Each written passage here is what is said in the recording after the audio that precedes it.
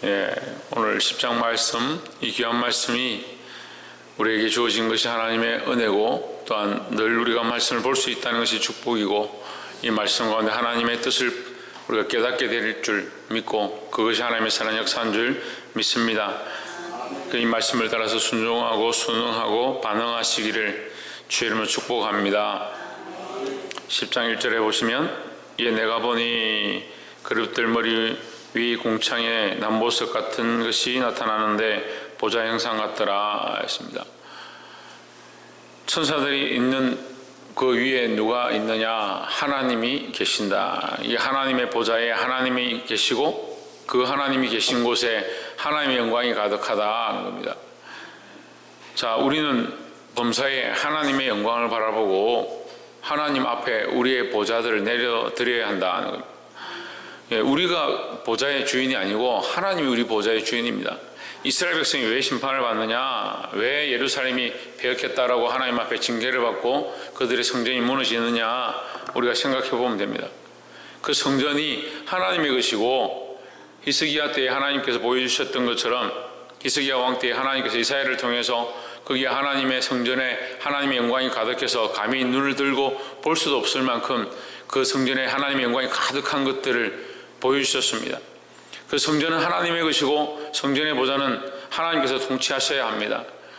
교회나 내 자신이나 각각 개인이 그 보좌를 하나님 앞에 내어드리지 아니하고 하나님의 통치가 사라지면 그것은 이미 타락하기 시작하는 것이고, 그것은 하나님의 징계를 받을 수밖에 없는 모양입니다.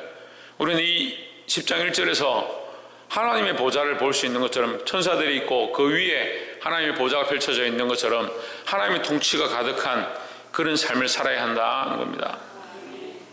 이절에 하나님이 가는 베옷 입은 사람에게 일러 이르시되, 너는 구름 및 바퀴 사이로 들어가서 그 속에서 숯불을 두 손에 가득히 움켜가지고 성읍 위에 흩으라 하시매, 그가 내 목전에 들어가더라. 그 사람이 들어갈 때의 그룹들은 성전 우편에 섰고 구름은 안뜰에 가득하며, 4절에 여호와의 영광이 그룹에서 올라 성전 문지방에 임하니 구름이 성전에 가득하며 여호와의 영화로운 강체가 뜰에 가득하였고 했습니다. 이 4절에 보면 가득하고 가득하고 가득하다는 것이 3번이나 나옵니다. 뭐가 가득하느냐? 하나님의 영광이 가득하고 그의 임재가 가득하고 하나님의 함께 하심이 가득하다는 겁니다. 교회는 하나님의 임재가 가득해야 하고, 우리 개인은 하나님의 임재가 가득하고 하나님의 통치가 가득하고 하나님의 말씀이 가득한 그런 삶을 살아야 합니다.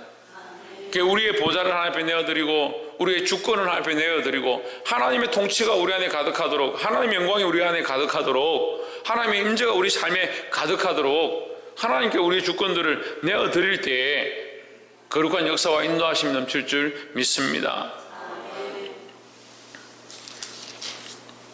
또한 우리가 두 번째 나누고 싶은 말씀은 9절에 내가 보니 그룹들 곁에 네 바퀴가 있는데, 이 그룹들 곁에서 한 바퀴가 있고 저 그룹들 곁에도 한 바퀴가 있으며 그 바퀴 모양은 항옥 같으며, 10절에 그 모양은 넷이 한결 같은데 마치 바퀴 안에 바퀴가 있는 것 같으며 했습니다. 자, 이것은 우리가 에스겔서 1장에서 보았던 것과 같은 형상입니다. 하나님께서 말씀하실 때에 이 에스겔에게 먼저 이 형상을 보여주셨습니다. 그럼 이 형상을 보여주는 이유가 있습니다. 이 형상을 보고 깨달아야 한다는 겁니다. 뭘 깨닫느냐?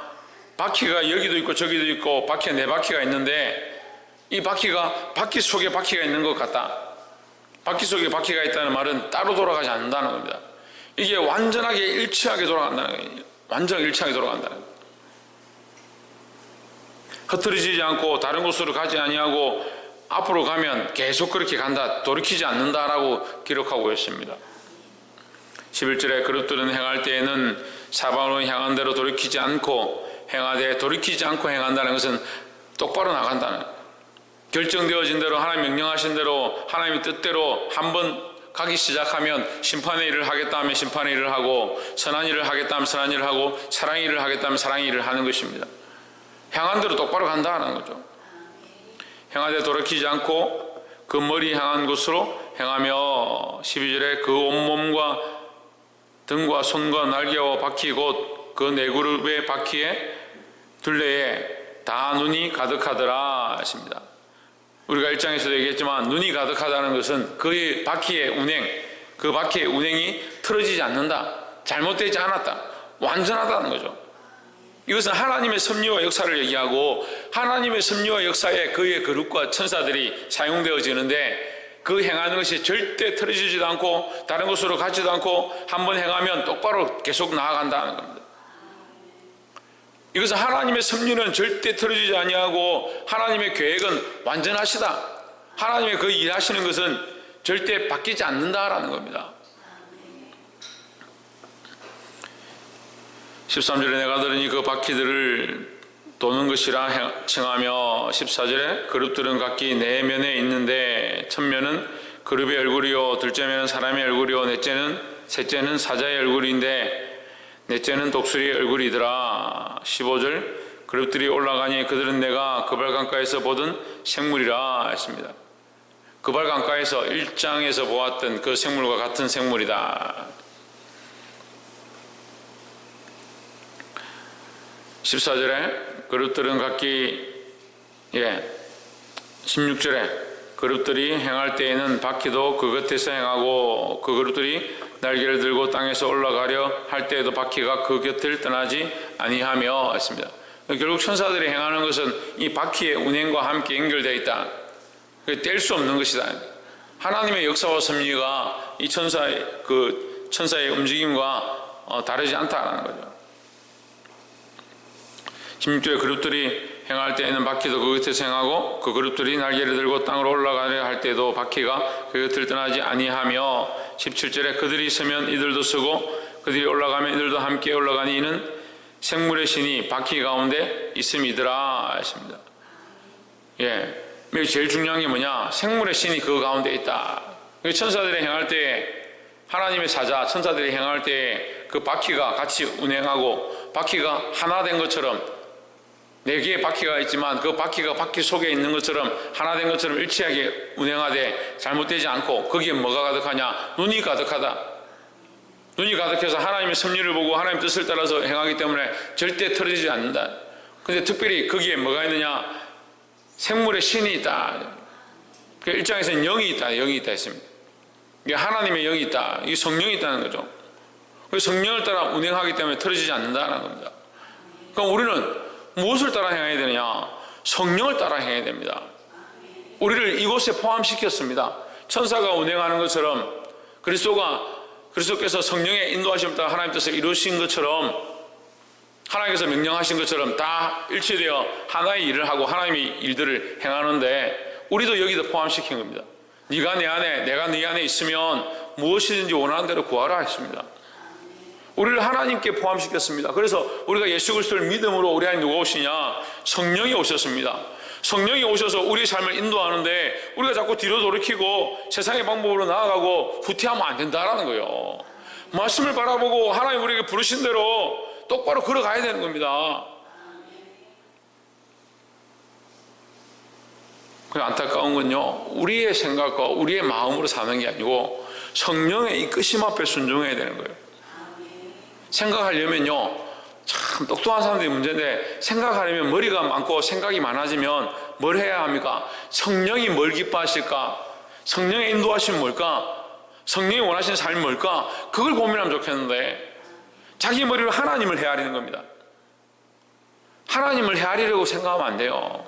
하나님은 믿으려고 해야 되는 거죠. 헤아리려고 하는 존재가 아니에요.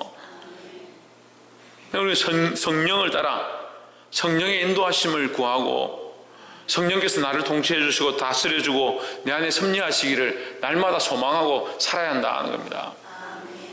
이 성령께 맡겨진 삶을 살아가기를 주의 이름으로 축복합니다. 세 번째는 18절에 여호와 영광이 성전 문지방을 떠나서 그룹들 위에 머무르니 19절 그룹들이 날개를 들고 내 목전에서 땅에서 올라가는데 그들이 나아갈 때 바퀴도 그 곁에서 함께 하더라. 그들이 여호와의 전으로 들어가는 동문에 머물고 이스라엘 하나님의 영광이 그 위에 덮였더라 했습니다. 여러분 18절부터 20절 사이에 계속 하나님께서 뭘 얘기하냐? 하나님의 영광이 그 속에 있다. 그룹들 사이에 있고 그 바퀴에 있고 그들이 행하는 모든 곳에 있다는 겁니다. 우리의 삶에 우리가 하나님과 함께 해야 되고 하나님의 통치가 있어야 하고 성령의 인도하심을 받을 때 뭐가 있느냐? 하나님의 영광이 나타난다는 겁니다. 많은 사람들이 빛된 삶을 가르칩니다. 빛된 삶을 살아야 되죠. 근데 많은 사람들이 뭘 생각하냐면 착한 행실을 우리가 하면 하나님께서 영광을 받으실 것이다. 그럼 착한 행실의 기준이 뭐냐? 착한 행실의 기준이 뭐냐? 사람들이 좋아하는 거, 사람들에게 잘 보이는 거. 아, 그래 사람들이 저 사람 참 착하다. 사람들이 착하다고 인정하는 것, 그게 착한 행실이냐? 그렇게 가르치더라고요. 절대 그렇지 않습니다. 착한 행실은 하나님이 기뻐하시는 게 착한 행실이요. 그럼 예수님이 착한 행실을 행하셨냐 안 하셨냐 이렇게 고민해 보면 되는 거예요. 예수님 착한 행실을 행하셨습니다. 그런데 어떻게 됐습니까? 지탄받고 비난받고 십자가에 못 박히는 자리에 갔습니다. 예수님이 참 빛이신데 우리가 가지고 있는 착한 행실의 기준은 사람들에게 인정받고 아이고 저 사람 참 잘한다. 어떻게 저렇게 착하냐. 어떻게 법 없이도 살만한 사람이냐. 그렇게 보는 게 기준인데 믿음으로 들어가기 시작하면요 점점 하나님께로 가까이 가고 하나님의 영광 가운데 나아가면요 사람들에게 착함이 아니고요 하나님 앞에 참된 삶을 살아야 되는 거예요. 근데 기준을 자꾸 인간에게 주는 겁니다. 인간에게. 말씀을 들어도 내가 다 잘라내고 끊어내고 요거는 내가 사람들이 보기에 괜찮고 요거는 사람들이 볼 때 아니고 그러니까 할 거만 하는 거죠.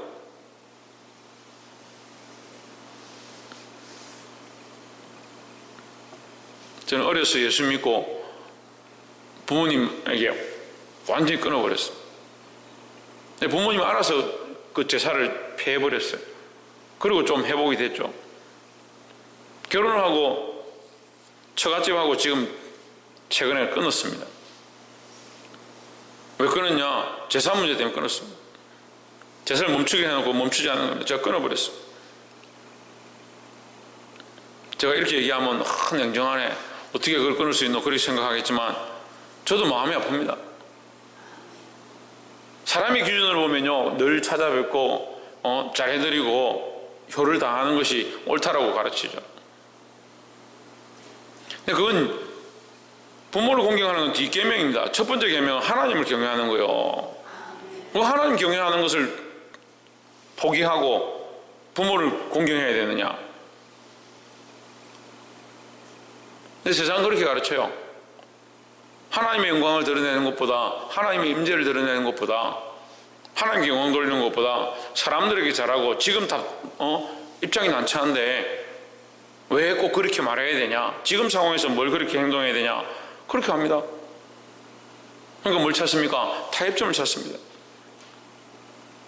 술 한잔 마시면 어떠냐? 사람들한테 좀 숙이면 어떠냐? 지금 당장에 그렇게 하는 것이 승리하는 것은 보입니다. 천만의 말씀입니다. 저도 짧은 인생을 살았지만 숙이는 것이 승리하는 게 아닙니다. 절대 우리는 말씀 앞에 서야 되고 하나님의 영광이 우리 삶에 드러나도록 해야 합니다. 그럼 결국 누가 높이시냐? 하나님 높이시는 겁니다. 그건 저는 제 삶으로 체험했습니다. 수없는 간증과 사건들이 있었습니다. 결국 누구를 위해 삽니까? 우리가 하나님을 위해 삽니다. 우리의 사도신경이 뭡니까? 하나님 살아계심, 성령의 살아계심, 예수 그리스도 살아계심을 우리가 고백하는 겁니다. 날마다 이것을 고백하면서 삶에서 하나님의 영광을 구하는 것보다 내 입장과 내 상황들을 지키기 위해서 하나님의 영광을 죽이며 사람들에게 잘 보이고 그것이 착한 행실이라 착각하는 거예요. 그러니까 자꾸 무엇을 비치냐? 우리의 빛을 비치는 거예요.